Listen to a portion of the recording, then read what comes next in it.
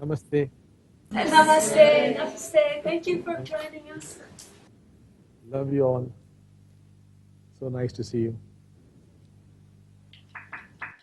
Bhagavan, I would thank you very much for honoring us with this Skype. We're all very enthusiastic to hear, and we're very, very happy. Our hearts are really full of the presence. Thank you very much for joining us. I am also very, very happy. So shall we go ahead with the questions? Would you like me to read the question? Yes, yes. Okay. The oneness movement contends that enlightenment is a neurobiological event and that the blessing helps us to achieve that state by de-stressing the parietal lobes in the brain and stimulating the frontal lobes.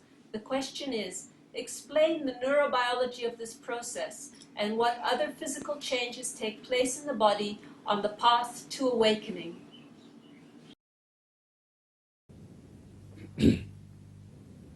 What happens is what we call the chakras, they start rotating faster. To become awakened, the chakras must rotate at a speed of 33,000 times per second.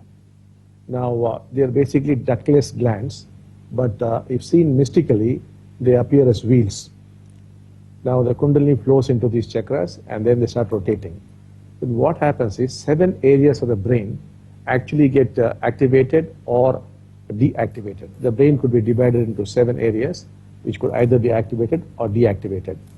I would not go into that in great depth because you must have a very good idea of the brain itself. But the symptoms are many. And it is not that one person must have all the symptoms. He might have 1 symptom or 2 symptoms, or he may not have any also. But there are a variety of symptoms. For example, the eyes could slightly move apart. If you were to take a picture before your awakening afterwards, there could be a slight movement of the eyes, a little spread apart. The way you listen to sounds is very different. And the way you taste is very different, and the way you smell is very different. For example, if there is a combination of 5, 6 tastes, you will pick out a single taste at a time. And you may not taste the other component. Similarly, in smell, suppose you combine 2, 3 smells, you may pick up only one smell. So many strange things could happen. And also you could develop bumps on the head.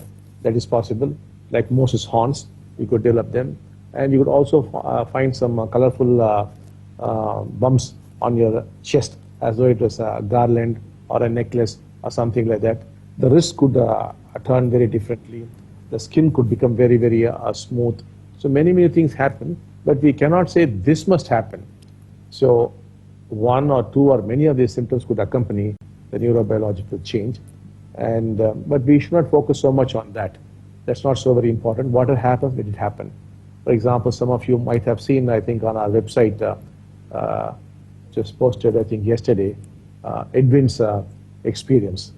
He's a fully awakened person from Holland, and you would find that he experienced a cracking at the back of his head when the Kundalini got awakened after the Diksha was given. So it did not be the same for every person. It could be very, very different. Maybe some people could become half female and half male. Anything could happen. Many, many things. So let's not worry about that right now. When things happen, I'll start explaining about it. So we'll move on to the second question. Okay, the second question is, as a new Diksha giver, I have some questions about who I can give Diksha to. A. Is it okay to give Diksha either hands-on or by intent to people who are mentally disabled or brain damaged, for example, autistic or cerebral palsy children who have little response to the world? Can this help them, or are we interfering in what is a karmic condition? B. Do we ever need permission to give? We'll go step by step.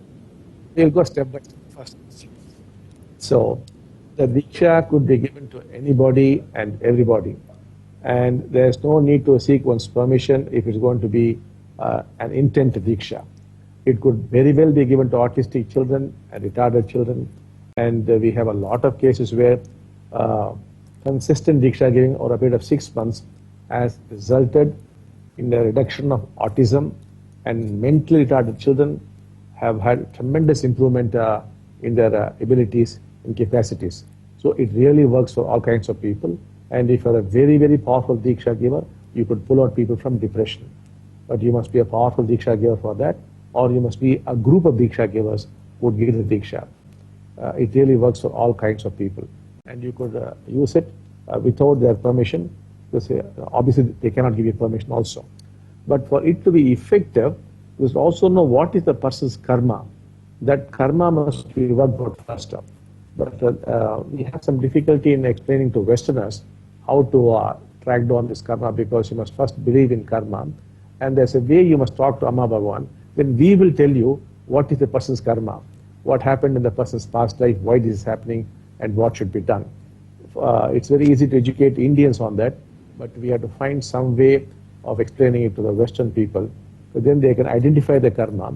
If the karma is handled and then you give the Diksha, it's going to be a sure hit. For example, this person would have done something in his past life, let's say has deprived some people of something, and therefore this is happening. Maybe if you can take that child to some people and the parents could do something, like for example, one gentleman came to us some years ago. One moment.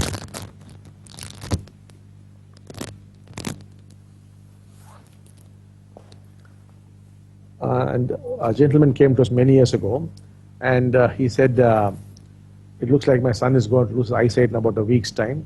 The doctor is saying it's completely incurable. And then we found that in his past life, this man had deprived many people of their eyesight. So we told him, he happened to be a very wealthy man. If you would go to all the hospitals in your area where people with eye problems are there, and pay off all their bills, and then take a blessing, you're likely to be cured. And this man went around every hospital in the city, eye hospitals, and paid off the bills of all the patients there. And then he took a Diksha, and his son, it's quite a few years now, and the sight is intact. So you must identify the karma and then give, then you'll get very, very good results. So we move on to the second question. So let's go to C. I offered to give my sister Diksha. She said, I have looked into Diksha on the internet, and on the surface it seems a wonderful gift, but there are reports of negative emotions and depression as a result of receiving this, and therefore I would rather not. Could you comment on this, please? Yes, this is something like a homeopathic medicine. Sometimes certain conditions are triggered before the healing occurs. So in a few instances, the negative emotions and feelings could probably emerge. But then if you're patient for some time, you'll be completely cured. There could be a slight deepening of the crisis before everything is cleared up. But one should not fear that. One should go ahead with it. The next question, please.